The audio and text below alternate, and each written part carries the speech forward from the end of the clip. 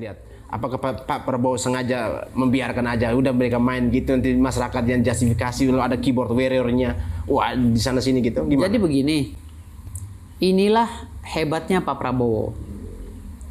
Pak Prabowo kan orang nomor 1 di Indonesia. Dibanding sama si Rismon kan kastanya udah hancur banget kalau Prabowo ngurusin ginian kan gitu. Kalau Rismon kan polsek aja cukup kan gitu. Saya mau ngelapor ke polsek, bila perlu kalau ada yang rendah lagi, pospol lah. Saya lapor ke pospol, saya Rismon. Kehebatan kalau saya lapor ke Mabes gitu. Jadi artinya kalau seandainya Pak Prabowo ikut ngurusin Rismon dan Roy Panci ini, ODGJ ini, saya rasa nggak relevan. Karena masih banyak urusan negara yang lebih pantas diurus oleh Pak Prabowo ketimbang manusia ODGJ, segerombolan manusia ODGJ ini. Yang saya duga ODGJ, tuh kata Cicek bener. Ya, saya duga ODGJ gitu loh. Makanya sebenarnya segera bentuk cyber ODGJ, tangkap mereka. Ketika dia gak ada gejala, suntik mereka. Bila perlu suntiknya yang permanen lah, berapa yang setengah tahun atau setahun ya. Biar dia tidur 1 tahun, di kan negara jadi aman gitu. Nih pemirsa, apakah Anda setuju nih usulan dari Bung Firdaus bahwa negara harus membentuk cyber ODGJ. Karena ini udah nggak wajar mereka. Udah nggak wajar tuh, termasuk Mama Ompong yang sering ikut si Ahmad Kojinudin dan segala itu. Termasuk si Ahmad Kojinudin harus diperiksa psikiater. Menuk Wulandari. Semuanya itu periksa. Itu tuh orang-orang gejala. Kemarin gejala ODGJ-nya ada. Gejalanya. Ada gejala ODGJ. Tidak perlu ngecek. Kalau menurut saya perlu dicek itu. Karena ini udah rombongan ODGJ semua. Udah nggak relevan. Kenapa?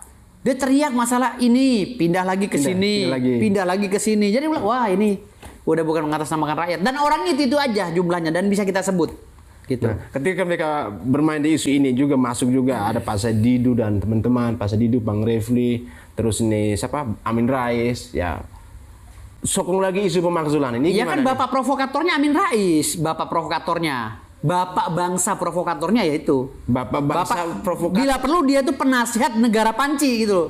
Juluki penasihat negara panci Pak Amin Rais itu. Karena bapak provokatornya dia kan gitu. Kalau menurut gua ya. Struktur ini gimana? Kalau di struktur negaranya, dia itu Dewan Penasihat Negara Panci. Pak Amin Rais itu Dewan Penasihat Negara Panci. Di bawah-bawahnya ini tadi yang gue sebutin gitu loh. Nah presidennya si Rismon itu tadi. Iya. Kan kita bisa sebut semua gitu. Dan gue berbicara ini demi kemaslahatan bangsa loh. Karena udah sangat mengkhawatirkan sekali gerakan mereka ini. Yeah. Lu bisa bayangkan. Yeah. Seluruh negara ini, baik di Eropa maupun di Timur ya, di Timur artinya di Asia Timur, Asia Tenggara, Blok Timur lah. Uni Eropa dan Blok Timur. Ini sedang membahas masalah perang konvensional. Oh ya. Jadi mereka sedang mengantisipasi untuk melindungi rakyatnya dari peperangan konvensional nuklir apabila terjadi. Yeah. Makanya sekarang mereka bikin bunker-bunker untuk menyelamatkan masyarakatnya. Karena efek dari nuklir ini jangan salah. Sar bomba itu bisa ngancurin satu benua, satu nuklir. Ya. Bisa menghancurkan ya sar bomba. Sar bomba itu yang ditakutkan oleh dunia. Di punya Rusia. Di Hiroshima dulu itu. Oh itu kecil. Chernobyl kecil itu. Chernobyl baru kentut aja udah membunuh berapa orang kan gitu. Nagasaki Hiroshima masih kecil itu. Ini sar bomba. Sar bomba ini beranak pinak dan jumlahnya itu belasan ribu. Ya, belasan ribu loh punya Rusia. Punya Ukraina 3 sampai 4 ribu. Nuklir sekelas sar bomba. Amerika belum. Cina belum. Korea Utara lebih parah lagi. Daya hulu ledaknya. Amerika bisa tenggelam dengan satu nuklir. Kalau sebenarnya perang konvensional ini udah terjadi, jangankan meledak, ngelewatin negara kita aja tuh virusnya banyak. Dan paru-paru kita bisa hancur. Nah ini yang sedang dibahas oleh negara-negara di dunia. Mereka sedang membahas bagaimana caranya nuklir ini agar kita terhindar dari nuklir karena bumi ini terlalu banyak nuklir. Ya kan? Kita bagaimana cara mengkonsep keselamatan masyarakatnya. Rismon lagi ributin masalah ijazah. Jokowi itu udah pensiun, ngapain diucak-ucak ijazahnya? Gitu loh. Kok nggak elit banget pemikiran negara kita ini? Coba bantulah Pak Prabowo yang sedang giat-giatnya membangun bangsa, menghabisi semua para koruptor. Bagaimana caranya negara kita ini sehat lagi, jangan sampai negara ini jadi ladang gosip hoax gitu.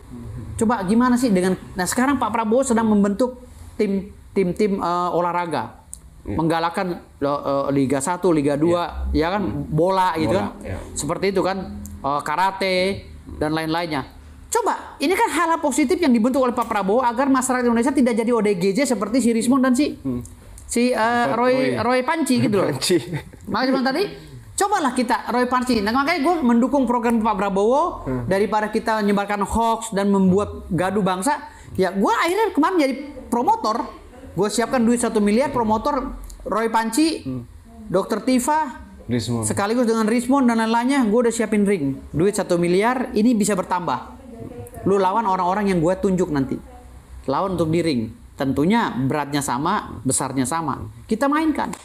Nah kalau kita melihat ini proses pelaporan ini Pak Roy Suryo ini dia karena mereka gagal kan kemarin dengan Dumasnya mereka, kemudian di Dirtipidum kemarin, kemudian ini akan ada laporan lagi gugatan lagi mereka untuk meminta gelar perkara ulang. Itulah yang saya bilang tadi, mereka itu tidak sama sekali mengerti tentang konstruksi hukum tata negara.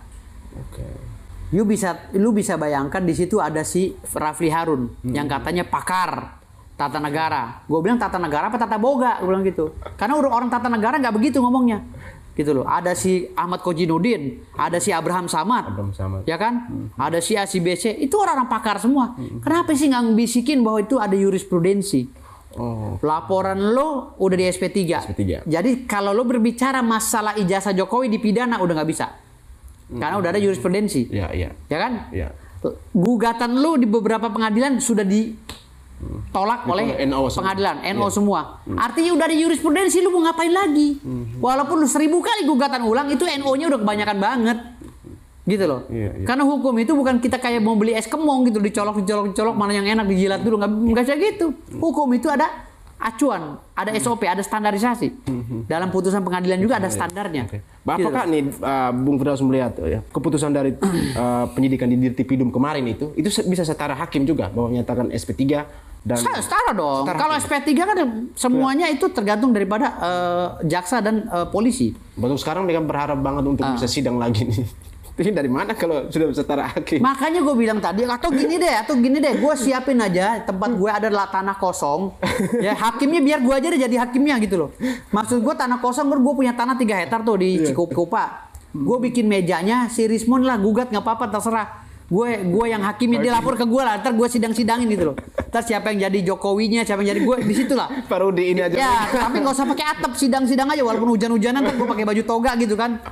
Jadi daripada kita jadi istilahnya ini kita jadi ikutan goblok semua gitu loh. Iya. Lah orang kita ini kan menganut sistem hukum 3. Hukum adat, Eropa kontinental dan Anglo-Saxon. Iya, Anglo. Kalau seandainya Anglo-Saxon yang berkaitan dengan jurisprudensi dan Eropa kontinental yang berkaitan dengan hukum Belanda sudah mengatakan bahwa you nggak bisa lagi menggugat karena you udah ada putusannya. Kenapa kita dipaksain ngabisin waktu? Gitu loh. Karena masalah ijazah Jokowi mereka udah pusing nih.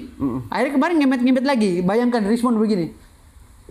Assalamualaikum Pak Bapak apa namanya Mustejo atau apa? Pak Kasmujo. Saya Rismon Syaniper Pak. Boleh saya tanya? Oh yang itu kemarin video. Kan gue bilang maksain banget lu Rismon. Gitu loh. Lu siapa ngetok-ngetok pintu orang, ngupload video untuk ngejelekin Pak Jokowi? Ngapain itu aja sudah menjadi barang bukti, alat bukti untuk dilaporkan undang-undang ITE. Kalau Pak Jokowi mau melaporkan itu aja bukti. Ini gue bilang kelakuan si Rismon yang ODGJ ini ya, yang saya duga ODGJ, ini makin lama nih makin banyak bukti Pak Jokowi untuk memenjarakan Rismon. Secara nggak sadar. Padahal dia tuh setelah dilaporkan Pak Jokowi harusnya kan diam. Tapi makin parah, makin ngomong nantang itu. Nah baru-baru ini juga tuh. Nantang Kapolri. Ya saya baru lihat video-videonya si Rismon menghina Pak Tito. Menghina Pak Tomsi, menghina Bang Silver. Bukan. Bang Silver juga dibilang penjilat. Ya mantan Kasat Polda Metro Jaya siapa?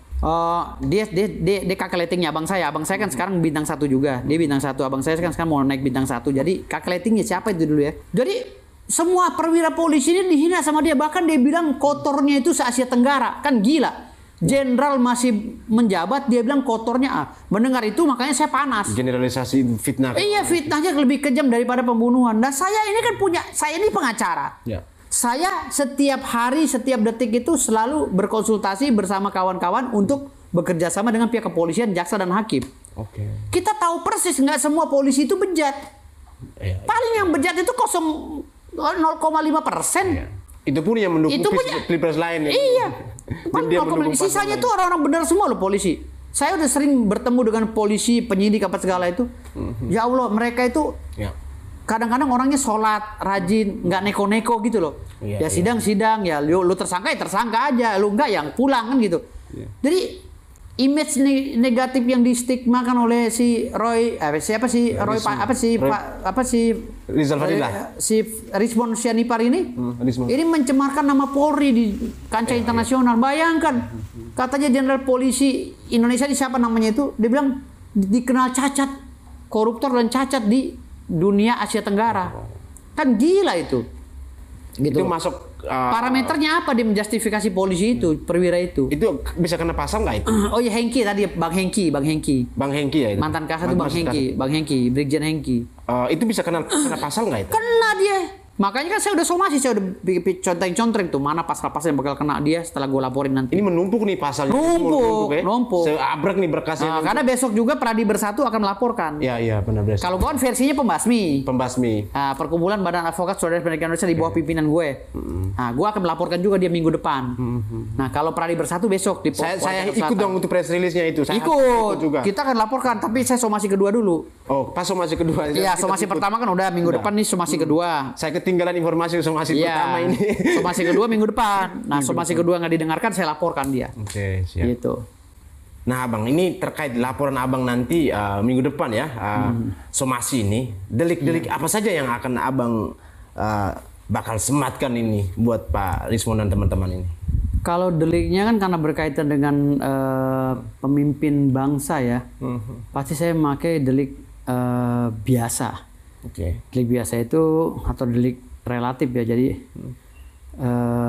artinya siapa saja bisa melaporkan, gitu loh, nggak mesti harus Pak Jokowinya yang ini kan melaporkan. sekian banyak laporan nih dari Pembasmi, ada Pradi Bersatu, ada relawan Pak Jokowi, pasti ada beberapa laporan mungkin yang sama ini ya. Mungkinkah Abang berencana mungkin ini kan dengan Pak Rizwan yang sudah berbicara sampai ke level internasional, mencemarkan nama negara Indonesia ya, pemimpin ataupun mantan pemimpin negara Indonesia dikatakan pembohong ataupun beberapa hal ini kan beberapa jenderal juga di beberapa jenderal juga bilang Asia Tenggara ya, ini kan artinya marwah negara Indonesia ini martabat itu bisa masuk dalam pasal pencemaran nama baik juga atau bukan saja pasal pencemaran nama baik, kita bisa kategorikan itu pengkhianat bangsa.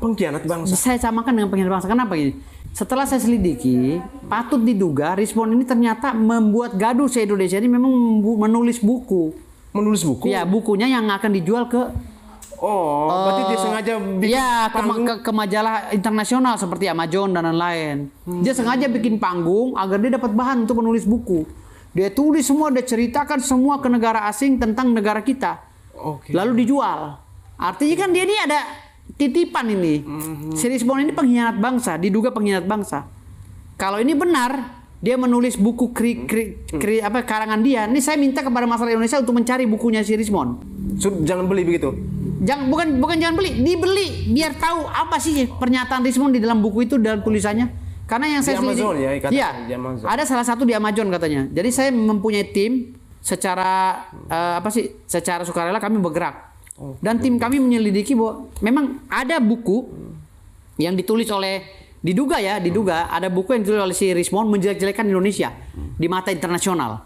Nah, itu cari bukunya dan dia itu dijual kalau nggak salah satunya di majalah Amazon Amerika USA. Nah, tujuan dia menulis buku itu untuk dijual ke sana itu apa?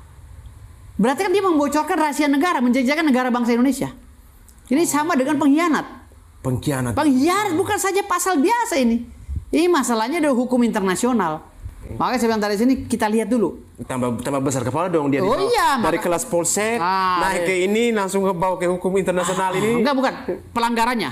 Bukannya itu. Saya mau ke tapi saya akan ininya di polsek. Bila perlu pospol gitu. Pospol ya. Iya, terlalu tinggi kalau di Polda dan Polres. Jadi maksud saya di sini saya sedang menyelidiki dengan tim saya, bener nggak dia ini membuat buku sengaja mengocok-ngocok politik di Indonesia untuk dituliskan di satu buku dia dan dibayar mahal oleh orang luar negeri.